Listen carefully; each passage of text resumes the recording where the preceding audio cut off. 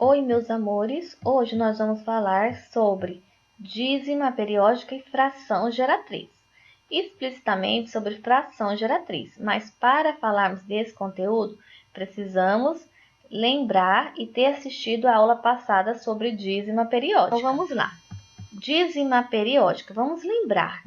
Um pequeno lembrete: dízima é toda fração cuja divisão não resulta em um número decimal exato.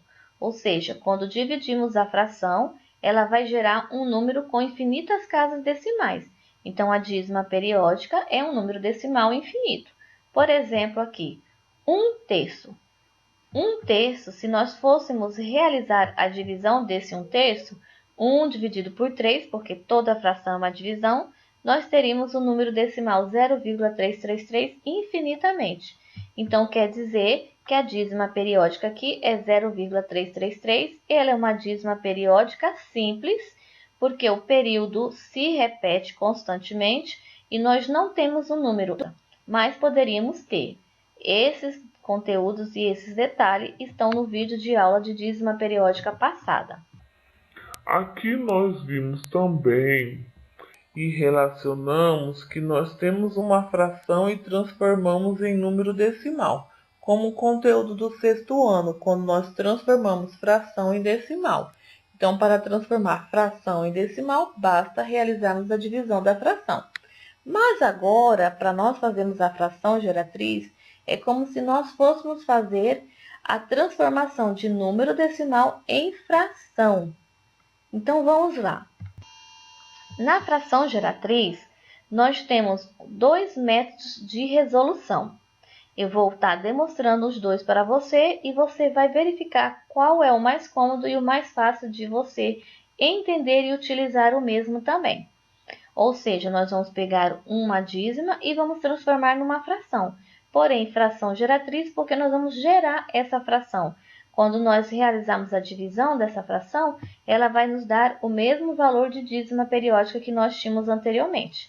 Então, vamos lá. Vamos fazer o primeiro exemplo. Primeiro, vamos determinar a fração geratriz da dízima periódica 0,22222. Então, o primeiro passo é nós copiarmos essa dízima, igualdade, e aí nós vamos fazer 2 menos 0. De onde surgiu esse 2 menos 0? O 2 é nada mais do que a nossa parte inteira com o nosso período. Então, a parte inteira ali é 0, correto?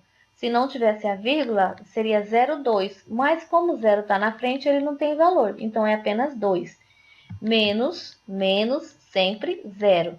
De onde veio esse 0? O 0 é a parte inteira.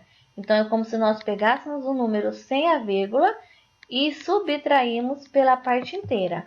Sobre, porque é uma fração, 9. Por que 9? Porque 9 vem do período. Se o período é 2 e é apenas o algarismo 2, então nós temos um algarismo. Então, cada algarismo que faz parte do período da fração geratriz nos dará um 9 como denominador dessa fração. E agora nós resolvemos. 2 menos 0, 2, e repetimos o 9 ali embaixo. Então, a fração geratriz que representa essa dízima periódica é 2 nonos. Vamos fazer agora um segundo exemplo. Qual é a fração geratriz da dízima periódica 34,13333? Então, primeiramente, vamos copiar essa dízima aqui, igualdade, e aí nós vamos copiar o nosso numerador, que é 3.413 menos 34. De onde surgiu esses números? Vamos lá.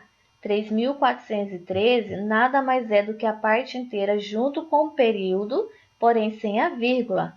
Então, se nós tirarmos a vírgula, fica 34,13 ali. Não vamos copiar mais um 13, porque é só uma vez que nós copiamos o período. Menos 34, que é apenas a parte inteira. Parte inteira é o número que vem antes da vírgula. E sobre a fração 99. Por que 99 no denominador agora? Porque nessa dízima nós temos como período o 13. E como o período é 13, o 13 é formado por dois algarismos, o 1 e o 3.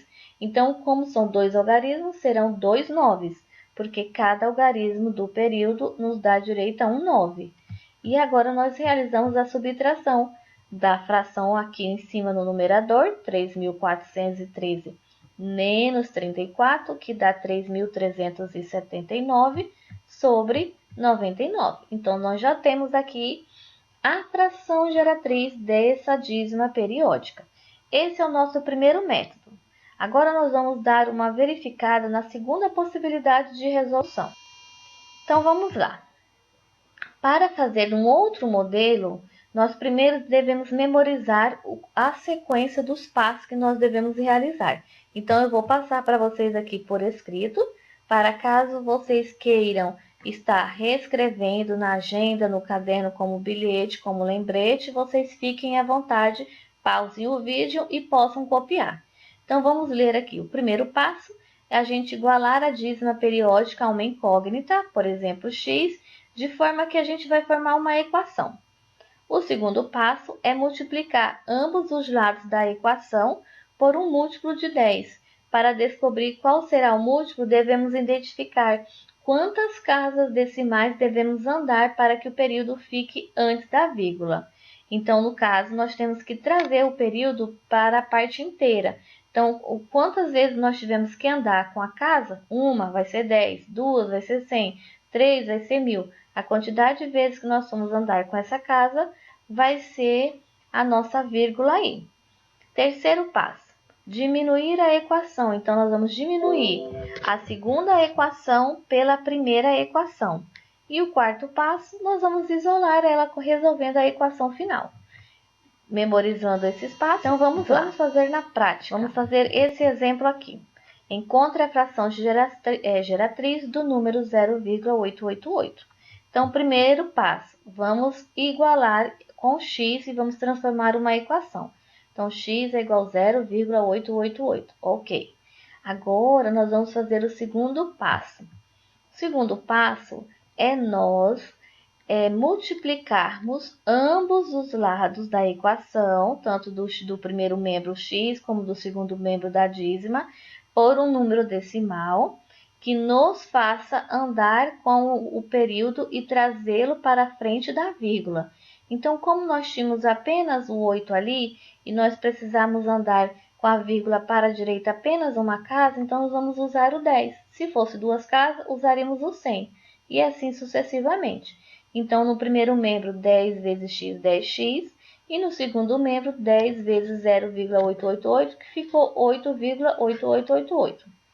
E agora, o terceiro e último passo é subtrairmos esse valor que nós encontramos na multiplicação do segundo passo, menos a primeira equação que nós tivemos lá quando nós montamos. Então, vamos observar nesse detalhe. Nós colocamos primeiro membro abaixo do primeiro membro, igualdade abaixo de igualdade, segundo membro abaixo de segundo membro. E vamos subtrair. 10x menos x, 9x.